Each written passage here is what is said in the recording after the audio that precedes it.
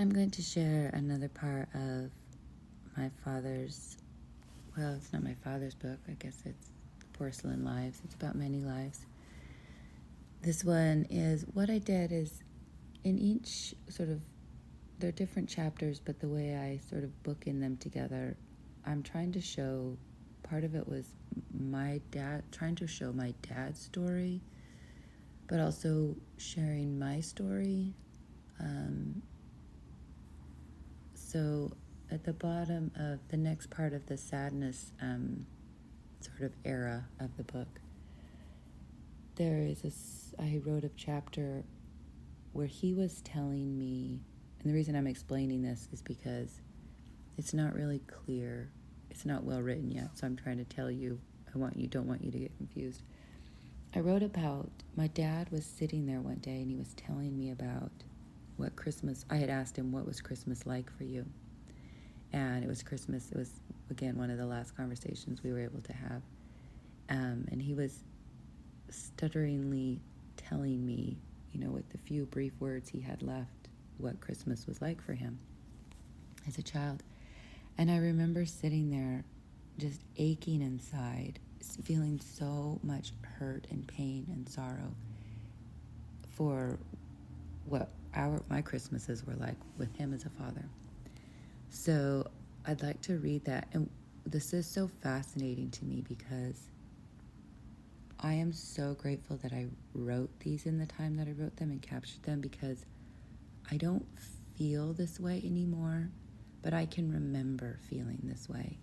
And I think part of any journey is, for me, part of any journey is being able to honor all the stages. So I deeply honor and respect the woman, the child who felt this way, the woman who felt this way, and the woman I am now, and the woman that I'll become. So the first part of this, I'm going to read to you a little story of what I remember about Christmas.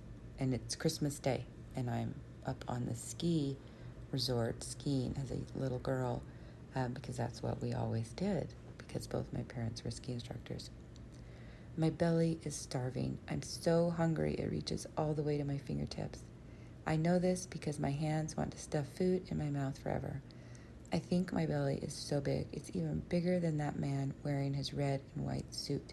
But his belly looks heavy, like it's full of food. Probably full of the same things that are in the bag he's carrying. Well, I know what he's got in that bag, and I want some. So I'm going to swoosh my skis around the tall people and get to the front. His red and white suit looks warm, and his long white beard hangs over my black gloves as he leans down and hands me a candy cane. I know he recognizes me because he shares our secret with a wink and then goes, ho, ho, ho. I smile thinking, I remember you. You're my dad's friend, and I watched you get dressed in that fancy suit this morning, and I'll watch you hang it back up at the end of the day. You'll be all jollies. For now, I just gotta duck under these elbows and wait. My sisters aren't as quick as me, or maybe their bellies aren't as big and hungry as mine. I unpeel the candy cane and place it on my tongue, careful not to suck, careful not to chew or bite. I want it to last as long as possible. It's all I've got to fill my belly, unless I find Santa again, or steal the powdered coffee mate from the lodge. I won't see my parents today. They're busy teaching fancy people to ski. But I did see them this morning. We woke up early and sat around a fairly empty Christmas tree. There were some really hard nuts by the fireplace, but we couldn't break them open, so we left them, and we'll try them again tonight. The coffee mate was gone when we stopped by the lodge. I think the lady there knows. She didn't smile at us today. This chairlift is cold, and my sister's cold. I can tell because she gets quiet and tucks her eyes into her gaiter. I ball up my fingers inside my gloves because they get cold, but I like them this way because then I can bend the empty fingers way back and watch them spread over my lap. I like these gloves, even though they're torn, because they're still shiny and black, so I can see the snowflakes.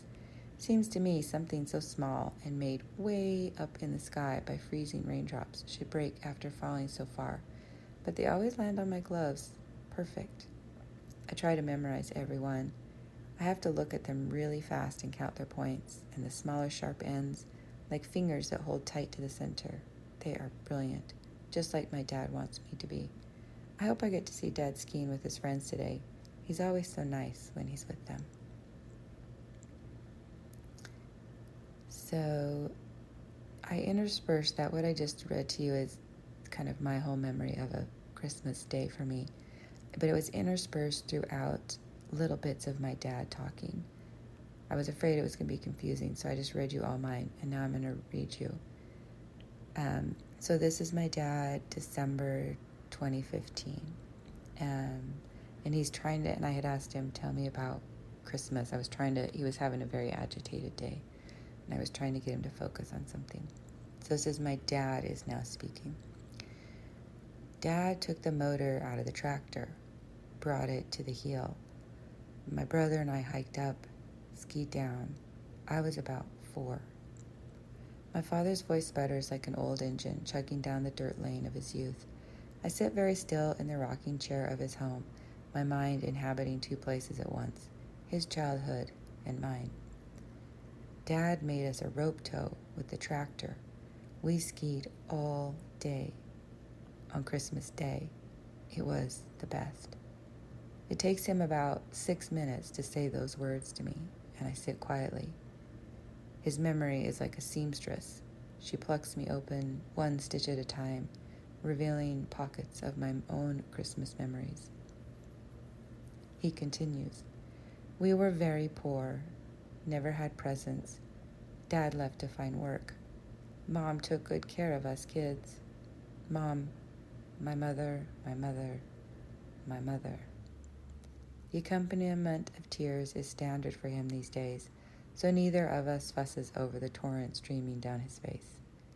As he speaks, my mother, my mother, my mother.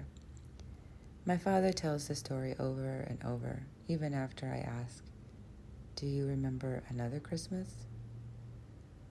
He repeats, Dad got a long rope, made a rope tow with the motor, and my mother. We skied on Christmas Day. It was the best present.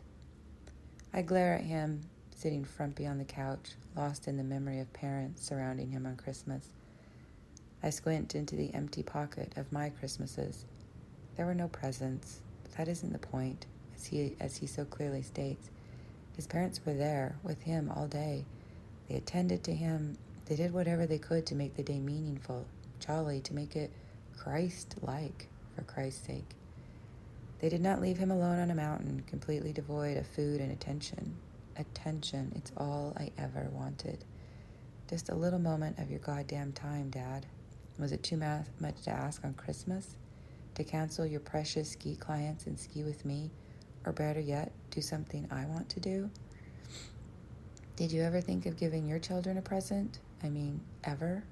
I cannot recall a single gift from you, Dad, not one, unless it was a pair of hand-me-down skis or gloves or some other nonsense that wasn't a gift. It was you embellishing your life with your own desires. You never dragged anything into the house that wasn't for you, let alone dragging a tractor motor through the snow for your children's sake. Christ, Dad, do you even know the man? Christmas, Christmas, get it? Dear Lord, all I want to do is scream in his sputtering, weeping face, to tell him how badly it hurts to have these stitches removed, the stitches that keep my pocket of forgetting opened. It's unfair how memories of his parents' kindness and sacrifice, I know his mother made sure there was food, rip at the seams of my heart, of his abandonment. It wasn't that he was emotionally unavailable, nor that he was physically absent, nor that he was mercilessly cruel at times, nor that he did so much wrong. It was that he never even winked at me on Christmas, or said Merry Christmas, or handed me a candy cane, or skied one simple run, or even noticed that he had a daughter named Shelley. Something big and hungry bites at the bones of my chest, rattling my ribs, threatening to devour my heart. Something far bigger than the hunger of my child belly, something perpetually starving for a father. Dad made us a rope tow with the tractor. We skied all day. On Christmas Day, It was the best present. I hate his words. I hate his memories. A ravishing grief rips at my insides. I stare out the window at the crystals of ice tumbling downward, dazzling and unbreakable in their flight. The chugging tractor engine of my father's memories, along with the tractor of Christmases, finally stops. There were years of starving and decades of freezing. So what's Christmas Day? Why do I care so deeply after all this time?